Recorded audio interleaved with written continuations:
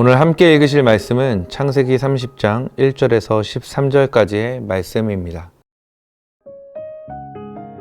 라헬이 자기가 야곱에게서 아들을 낳지 못함을 보고 그의 언니를 시기하여 야곱에게 이르되 내게 자식을 낳게 하라. 그렇지 아니하면 내가 죽겠노라. 야곱이 라헬에게 성을 내어 이르되 그대를 임신하지 못하게 하시는 이는 하나님이시니 내가 하나님을 대신하겠느냐. 라헬이 이르되 내 여종 빌하에게로 들어가라. 그가 아들을 낳아 내 무릎에 두리니 그러면 나도 그로 말미암아 자식을 얻겠노라 하고 그의 시녀 빌하를 남편에게 아내로 주매 야곱이 그에게로 들어갔더니 빌하가 임신하여 야곱에게 아들을 낳은지라. 라헬이 이르되 하나님이 내 억울함을 푸시려고 내 호소를 들으사 내게 아들을 주셨다 하고 이로 말미암아 그의 이름을 단이라 하였으며 라헬의 시녀 빌하가 다시 임신하여 둘째 아들을 야곱에게 낳음에 라헬이 이르되 내가 언니와 크게 경쟁하여 이겼다 하고 그의 이름을 납달리라 하였더라. 레아가 자기의 출산이 멈춤을 보고 그의 시녀 실바를 데려다가 야곱에게 주어 아내로 삼게 하였더니 레아의 시녀 실바가 야곱에게서 아들을 낳음에 레아가 이르되 복되도다 하고 그의 이름을 갓이라 하였으며 레아의 시녀 실바가 둘째 아들을 야곱에게 낳음에 레아가 이르되 기쁘도다 모든 딸들이 나를 기쁜 자라 하리로다 하고 그의 이름을 아셀이라 하였더라. 아멘.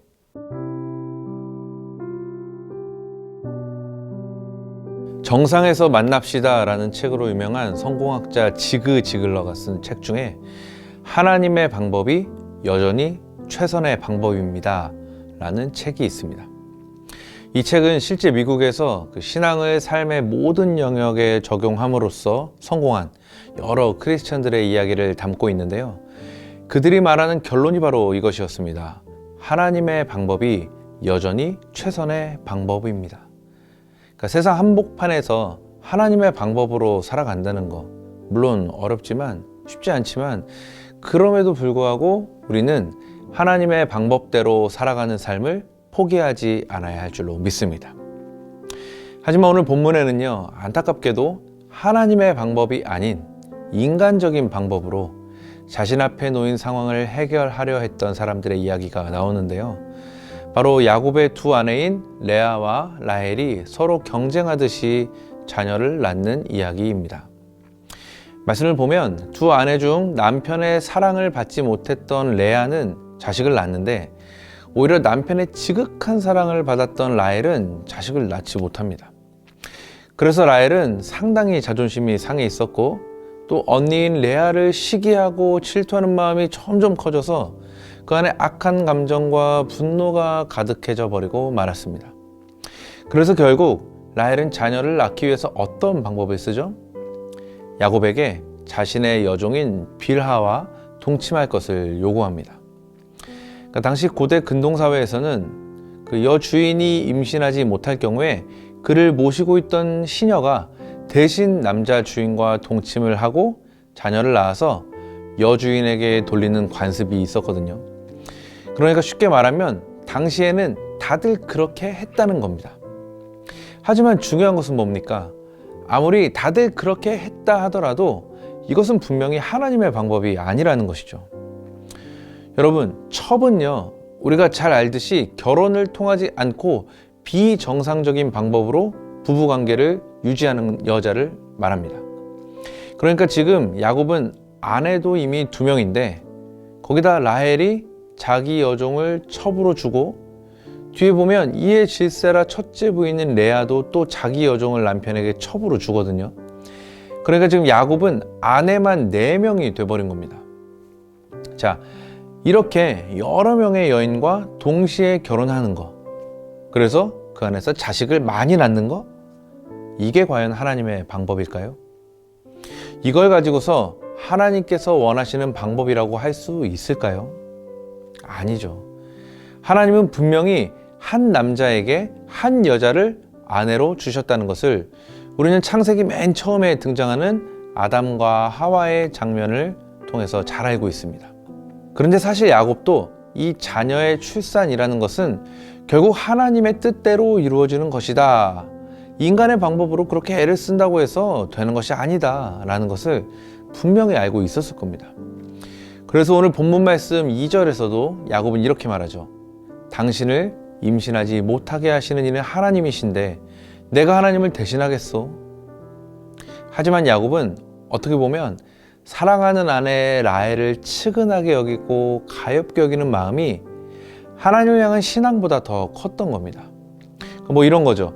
하나님이 원하시는 방법이 아닌 건 알지만 사랑하는 아내가 원하니까, 그래서 라헬의 뜻대로 야곱은 시녀인 빌하를 첩으로 받아들여 동침하게 되고 그렇게 빌하는 아들을 낳게 된 겁니다. 자, 그럼 한번 생각해 봅시다. 이렇게 라헬이 인간적인 방법으로 시녀를 남편에게 첩으로 주고 남편은 또 인간적인 마음으로 사랑하는 아내가 원한다면 하나님이 정한 방법은 아니지만 그리하리다 이러면서 그 첩과 동침을 해서 자식을 낳고, 그렇게 해서 야곱의 가정은 결국 하나님께서 원하시는 아름다운 모습을 이루었을까요? 그렇게 해서 야곱이 원하던 대로 아내인 라헬은 행복하게 됐고 가정은 평화를 되찾고 모두 행복하게 오래오래 살았나요? 아닙니다. 이 야곱의 가정에는, 특별히 두 아내 사이에는 이후에도 계속해서 끊임없는 경쟁과 다툼과 질투와 시기, 미움이 전혀 해소되지 않았고 오히려 더 치열하게 서로 경쟁하고 다투면서 그 싸움이 계속되었던 것을 말씀을 통해 보게 됩니다. 그래서 오늘 제가 말씀 초반부에 언급했던 대로 우리가 하나님의 방법으로 삶을 살아가기 원한다라고 할 때 기억해야 할 것은, 하나님이 원하시는 방법이 아닌 건 내가 알지만 내가 사랑하는 이가 이렇게 하기를 원하니까, 그러니까 내가 신뢰하는 사람이 이렇게 해보라고 얘기를 하니까 이것이 굉장히 타당해 보이고 명분 있어 보일지 모르겠지만 이것 역시 결국에는 하나님의 방법이 아닌 인간의 방법, 세상의 방법일 수밖에 없다는 사실 꼭 기억할 수 있기를 바랍니다. 하나님이 원하시는 방법이 아니라는 걸 알면 하지 말아야죠. 하나님의 뜻이 거기에 있지 않다는 걸 알면 하지 말아야 되는 겁니다. 내가 사랑하는 이의 말이니까, 내가 신뢰하는 누군가의 생각이니까 그건 절대로 우리의 행동을 결정하는 타당한 이유가 될 수 없는 겁니다. 이것을 기억하시고 저와 여러분 모두에게 오직 하나님의 생각, 하나님의 말씀, 거기서 얻어낸 하나님의 방법만이 저와 여러분의 삶을 이루어가는 단 하나의 해답이 될 수 있기를 예수님의 이름으로 축복합니다. 기도하겠습니다.